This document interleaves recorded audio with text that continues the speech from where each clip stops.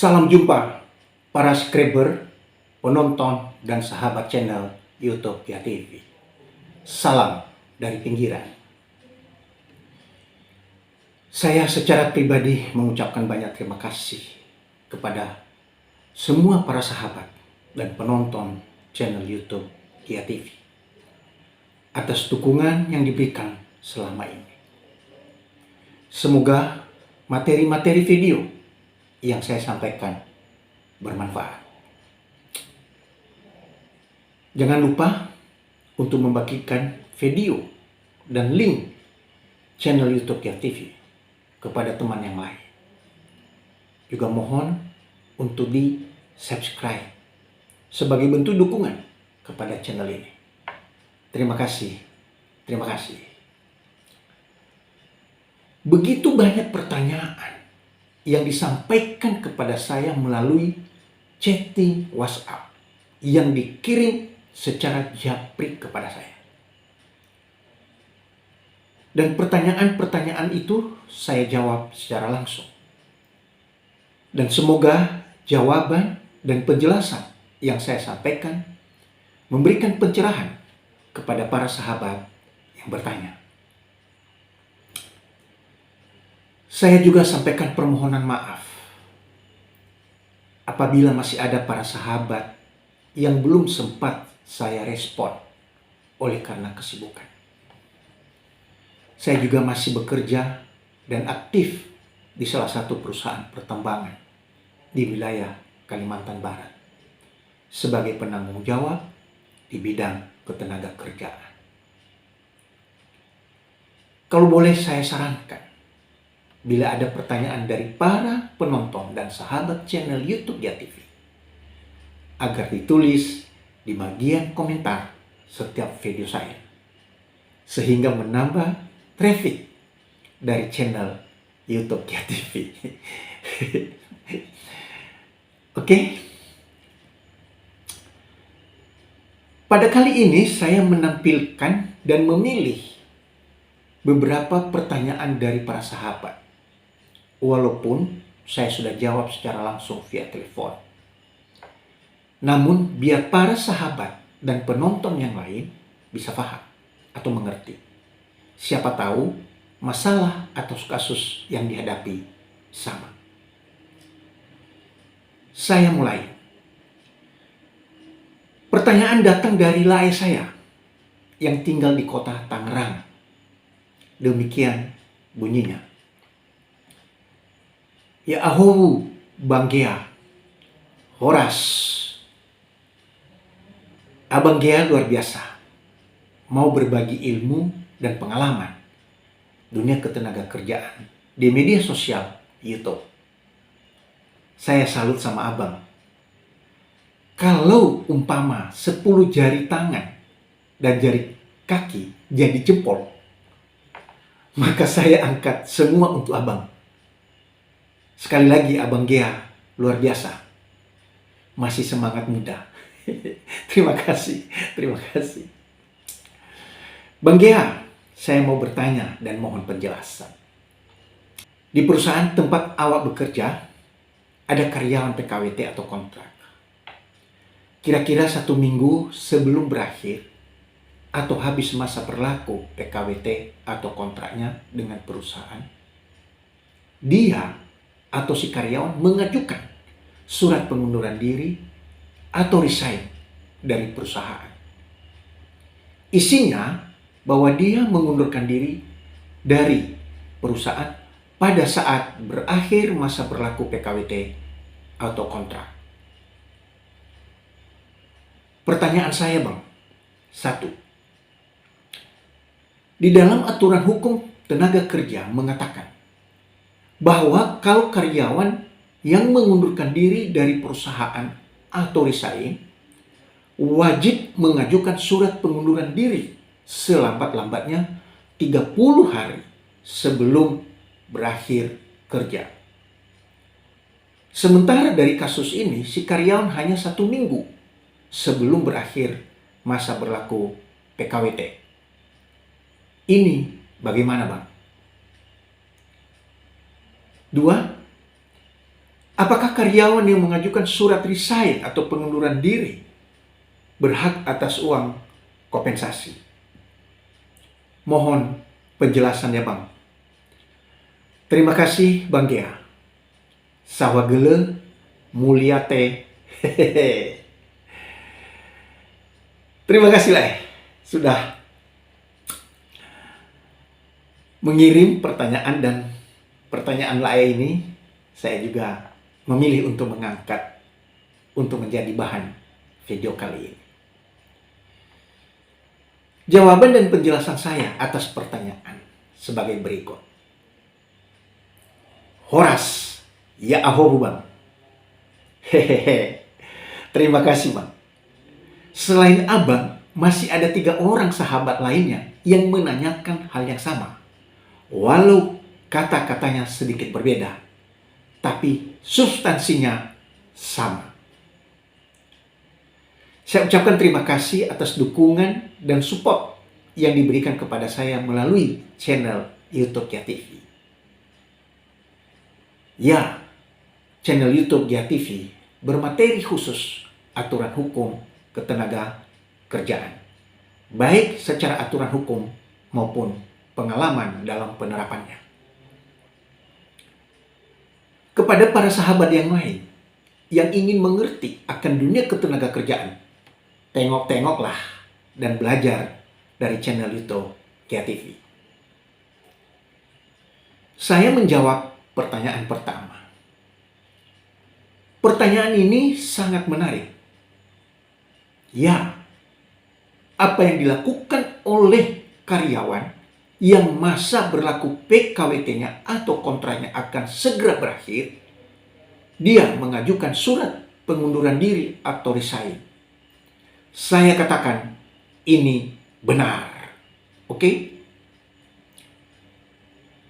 Kalau kita pelajari peraturan perundang-undangan tenaga kerja, ketentuan mengajukan surat pengunduran diri dari perusahaan atau resign, kita temukan dalam pasal 154A Undang-Undang Nomor 6 Tahun 2023 tentang Cipta Kerja. Mengatakan, pekerja buruh mengundurkan diri atas kemauan sendiri dan harus memenuhi syarat.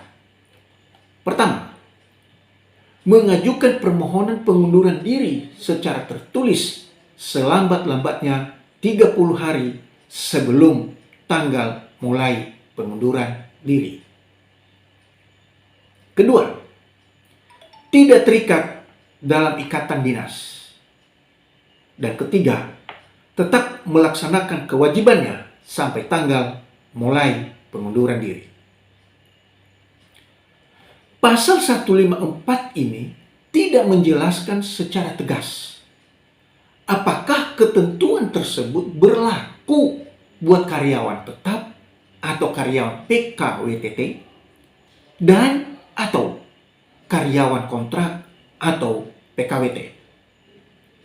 Namun saya jelaskan bahwa ketentuan pasal 154A Undang-Undang Nomor 6 Tahun 2023 berlaku hanya untuk karyawan tetap atau PKWTT dan tidak berlaku bagi karyawan kontrak atau PKWT.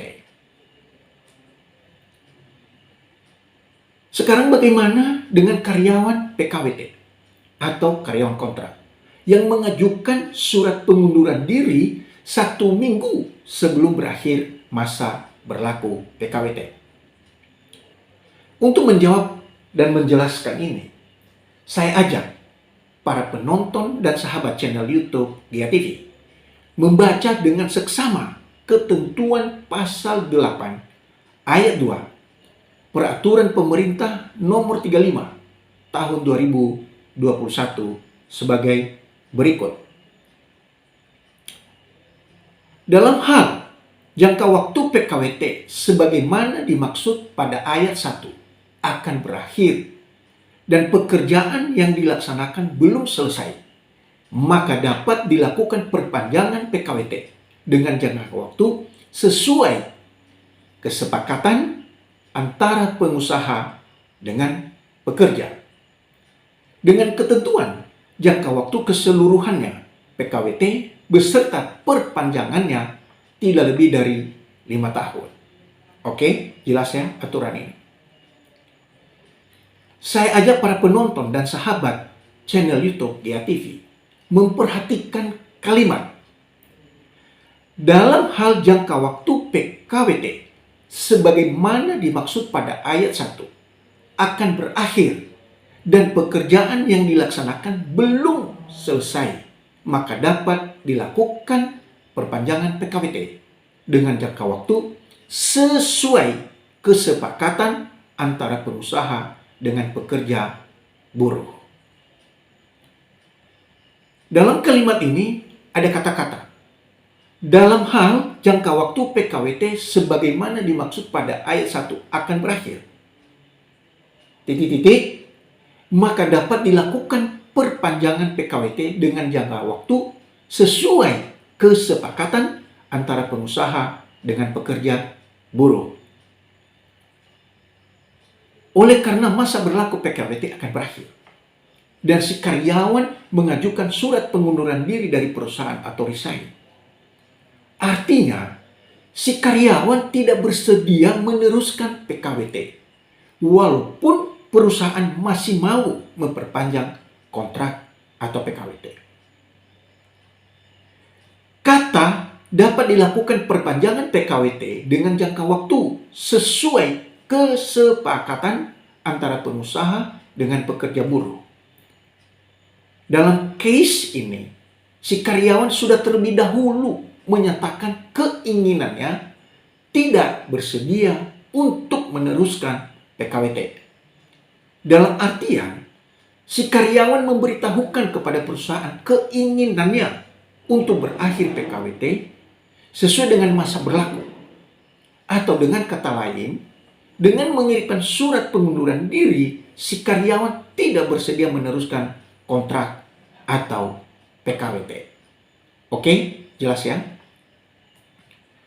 Nah, aturan hukum ketenagakerjaan, khususnya Undang-Undang Nomor 6 Tahun 2023 dan PP Nomor 35 Tahun 2021 tidak mengatur tentang batasan waktu. Kapan waktunya seorang karyawan PKWT mengajukan surat pengunduran diri atau resign atau tidak bersedia meneruskan kontrak atau PKWT. Dan demikian juga sebaliknya, pengusaha tidak ada aturan kapan batasan waktu memberitahukan kepada pekerja buruh apakah PKWT diperpanjang atau tidak. Berarti PKWT berakhir secara otomatis sesuai dengan tanggal perjanjian. Dalam aturan hukum tenaga kerja hanya mengatakan maka dapat memperpanjang PKWT. Jadi kata maka dapat bisa kita maknai adalah keinginan pihak perusahaan dan keinginan pekerja buruh bersedia tidaknya meneruskan atau memperpanjang PKWT. Kalau kedua belah pihak, pengusaha dan pekerja sepakat memperpanjang PKWT, ya bisa dilanjutkan. Namun, kalau salah satu pihak atau kedua belah pihak tidak bersedia memperpanjang PKWT, maka PKWT atau kontrak berakhir sesuai dengan waktu yang diperjanjikan. Oke ya? Jelas mengenai tadi pertanyaan yang pertama. Sekarang saya lanjutkan untuk menjawab pertanyaan yang kedua. Apakah karyawan yang mengajukan surat resign berhak atas uang kompensasi? Untuk menjawab pertanyaan ini, saya ajak para penonton dan sahabat channel YouTube Gia TV untuk membaca dengan seksama pasal 61A Undang-Undang Nomor 6 Tahun 2023 sebagai berikut. 1. Dalam hal perjanjian kerja waktu tertentu, berakhir sebagaimana dimaksud dalam pasal 61 ayat 1 huruf B dan huruf C. Pengusaha wajib memberikan uang kompensasi kepada pekerja buruh. Oke. 2. Uang kompensasi sebagaimana yang dimaksud pada ayat 1 diberikan kepada pekerja buruh sesuai dengan masa kerja pekerja buruh di perusahaan yang bersangkutan. 3. Ketentuan lebih lanjut mengenai uang kompensasi diatur dalam peraturan pemerintah. Oke, jelas ya ketentuan pasal 61A Undang-Undang Nomor 6 Tahun 2023. Saya lanjutkan. Pasal 15, pasal 16, Peraturan Pemerintah Nomor 35 Tahun 2021 sebagai berikut. Pasal 15 ayat 1. Pengusaha wajib memberikan uang kompensasi kepada pekerja buruh yang hubungan kerjanya berdasarkan PKWT. Ayat 2. Pemberian uang kompensasi dilaksanakan pada saat berakhir PKWT. Ayat 3. Uang kompensasi sebagaimana maksud pada ayat 1 diberikan kepada pekerja buruh yang telah mempunyai masa kerja paling sedikit 1 bulan secara terus-menerus. Ayat 4. Apabila PKWT diperpanjang, uang kompensasi diberikan saat selesainya jangka waktu PKWT sebelum perpanjangan. Dan terhadap jangka waktu perpanjangan PKWT, uang kompensasi berikutnya diberikan setelah perpanjangan jangka waktu PKWT berakhir atau selesai. Ayat 5. Pemberian uang kompensasi tidak berlaku bagi tenaga kerja asing yang diperkerjakan oleh pemberi kerja dalam hubungan kerja berdasarkan PKWT. Lanjut, pasal 16 ayat 1. Besaran uang kompensasi diberikan sesuai dengan ketentuan sebagai berikut. Huruf A. PKWT selama 12 bulan secara terus-menerus diberikan sebesar 1 bulan upah. Huruf B. PKWT selama 1 bulan atau lebih, tetapi kurang dari 12 bulan, dihitung secara proporsional dengan perhitungan masa kerja dikali 1 bulan upah dibagi 12. Huruf C. PKWT selama lebih dari 12 bulan dihitung secara proporsional dengan perhitungan masa kerja dikali 1 bulan upah dibagi 12. Ayat 2. Upah sebagaimana dimaksud pada ayat 1 yang digunakan sebagai dasar perhitungan pembayaran uang kompensasi terdiri dari upah pokok dan tunjangan tetap. Ayat 3.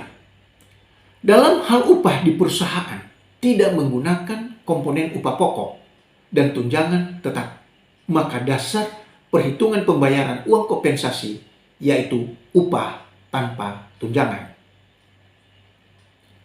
Ayat 4. Dalam hal upah di perusahaan terdiri dari atas upah pokok dan tunjangan tidak tetap, maka dasar perhitungan uang kompensasi yaitu upah pokok. Ayat 5. Dalam hal PKWT berdasarkan selesainya suatu pekerjaan lebih cepat penyelesaiannya dari lamanya waktu yang diperjanjikan dalam PKWT, maka uang kompensasi dihitung sampai dengan saat selesainya pekerjaan. Ayat 6. Besaran uang kompensasi untuk pekerja buruh pada usaha mikro dan usaha kecil diberikan berdasarkan kesepakatan antara pengusaha dan pekerja buruh. Jadi kesimpulan pertanyaan dan jawaban nomor 2. karyawan PKWT berhak atas uang kompensasi. Oke, jelas ya? Demikian materi ini saya sampaikan.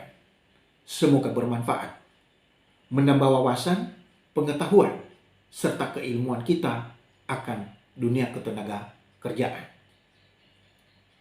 Bravo pengusaha Indonesia, bravo pekerja Indonesia, salam dari pinggiran. Terima kasih.